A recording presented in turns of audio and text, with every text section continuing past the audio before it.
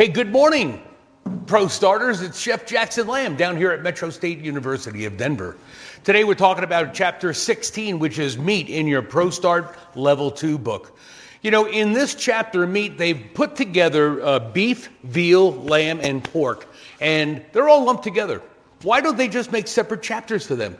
Because their skeletal structure is all similar. So as we're talking about items such as a sirloin or rib or chuck, the same types of cuts exist in all of those animals, although we don't say that there's a chuck on a hog, or we don't say there's a chuck in a lamb, but we do have chuck in beef. But we have similar cuts in those other species. So anyway, it's something we just wanted to get started with.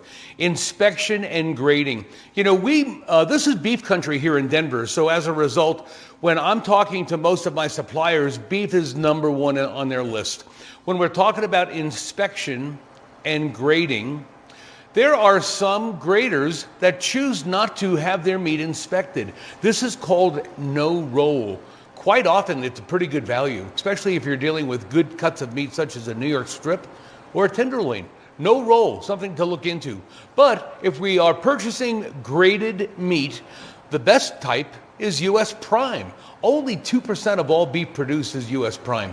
Then we go from U.S. Prime down to upper choice, we go to lower choice, we go to select, and then we go to standard.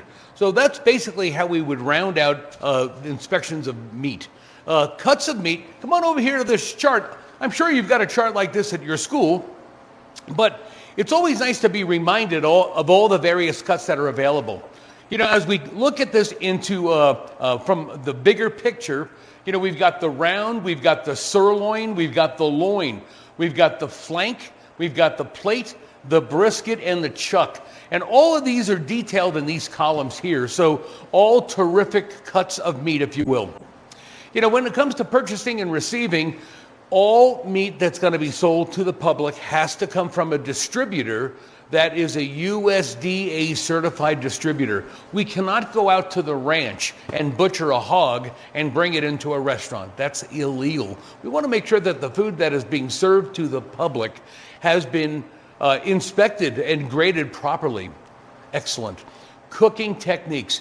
You know, when we're talking about various cuts of meats here, whether it's pork or lamb or beef, anything goes. We can grill, we can stew, we can braise, we can griddle, we can grill, we can sous vide.